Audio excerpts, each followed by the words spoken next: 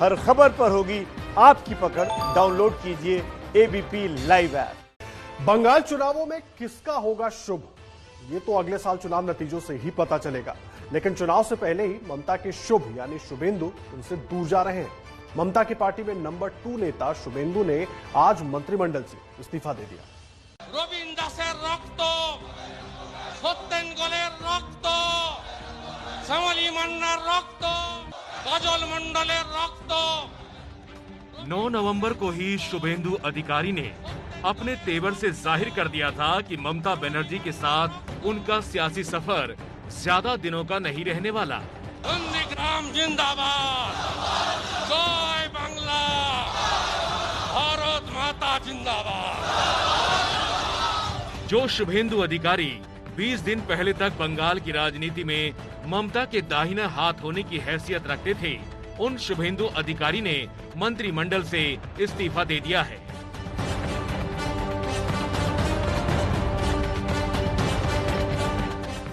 आज परिवहन मंत्री के पद से इस्तीफा दिया, कल हुगली रिवर कमीशन पद से इस्तीफा दिया। शुभेंदु नंदीग्राम सीट से अभी विधायक हैं। बीजेपी पहले से ही शुभेंदु के स्वागत के लिए तैयारी करके बैठी है। कांग्रेस भी इतिहास याद दिलाकर साथ आने का न्योता दे रही है। वो टीएमसी के कार्यप्रणाली से नाराज है, उनके भ्रष्टाचार से नाराज है, उनके सिंडिकेट जो उनका व्यवस्था उससे नाराज हैं और नाराज होकर वो टीएमसी से अलग अभी अपना एक उन्होंने ऑर्गेनाइजेशन बनाया है। पर हाँ, यदि वो बीजेपी में आएंगे तो हम लोग विचार कर सकते हैं हमारे शीर्ष नेतृत्व से बात करके, और ताकत उनके आने से ताकत तो भारतीय जनता पार्टी की बढ़ेगी ही निश्चित रूप से, और उन्हें जो जिस सम्मान के अधिकारी हैं वो सम्मान भी उन्हें मिलेगा। लोकसभा में कांग्रेस संसदीय दल के नेता अधीर रंजन चौधरी ने एबीपी न्यूज के रिपोर्टर आशीष कुमार सिंह से बातचीत में कहा, शुभेंदु दादा का पूरा परिवार कांग्रेसी था। उनके पिता भी कांग्रेस के जिला अध्यक्ष थे। कांग्रेस छोड़ के ही वो टीएमसी में गए थे। अगर शुभेंदु दादा कांग्रेस में आना चाहें तो उनके लिए कांग्रेस के दरवाजे दिन और शाम ही नहीं बल्कि पूरी रात भी खुले रहेंगे। साल 2011 में ममता बनर्जी जब सत्ता में आई, उससे पहले सिंगूर और नंदीग्राम में उन्होंने किसानों के साथ आंदोलन किया था। इन दो आंदोलनों ने सीपीएम सरकार को हिलाकर रख दिया। नंदीग्राम में आंदोलन की जो स्क्रिप्ट लिखी गई, कहा जाता है उसे लिखने वाला कोई नहीं बल्कि शुभेंदु अधिकारी ही थे। जमीनी स्तर पर ममता बनर्जी के बाद सबसे प्रभावशाली नेता बंगाल में शुभेंदु अधिकारी को ही माना जाता है।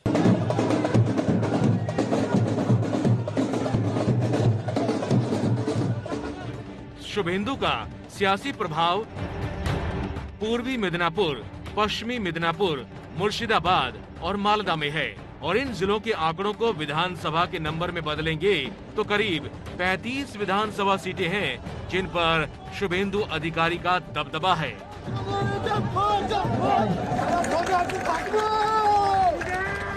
हर साल 10 नवंबर को नंदीग्राम दिवस का आयोजन होता है। इस साल पहला मौका था जब एक दिन पहले 9 तारीख को ही शुभेंदु ने हुंकार भर के ममता सरकार की नींदें उड़ा दी।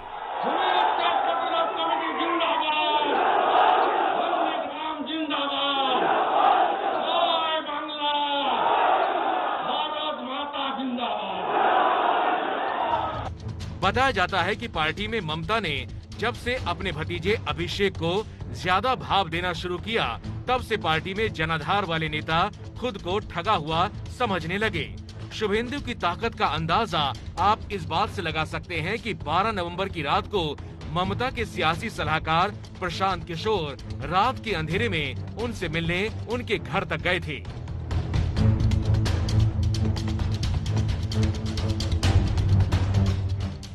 लेकिन बात नहीं बनी और अब शुभेंदु ने रास्ता अलग करने का मन बना लिया है। 12 घंटे के भीतर 2 महत्वपूर्ण पदों से उन्होंने इस्तीफा दिया।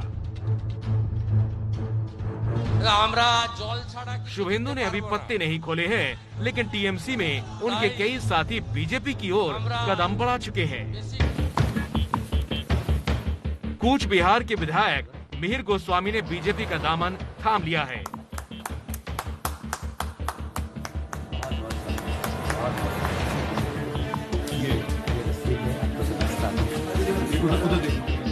मिहिर गोस्वामी 1996 में भी विधायक रह चुके हैं।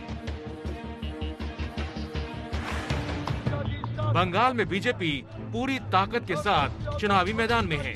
ममता को हराने के लिए बीजेपी ममता के घर में ही सेंध लगा रही है।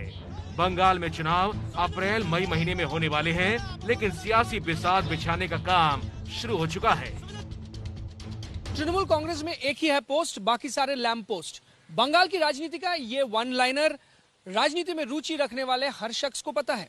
ये ममता बनर्जी के लिए इसलिए कहा जाता है क्योंकि दीदी पार्टी के हर फैसले खुद ही करती है और जमीन से जुड़े पार्टी के सेकंड लाइन लीडरशिप को ये पसंद नहीं है। और राजनीतिक जानकारों का माने तो इसलिए बारी बारी से दर्जनों बड़े नेता पार्टी से जा चुके हैं। नंदीग्राम जिंदाबाद। और इतना होने के बाद भी पार्टी इन नेताओं को किस तरह की गंभीरता से लेती है, इसका उदाहरण पश्चिम बंगाल के फायर ब्रिगेड मंत्री सुजीत बोस के बयान से मिलता है। इलेक्शन का टाइम हर साल भी ये होता है, ये आ जाएगा वो आ जाएगा, वो कुछ नहीं होगा। और 2-1 के बाद हम लोग नहीं बोलेंगे।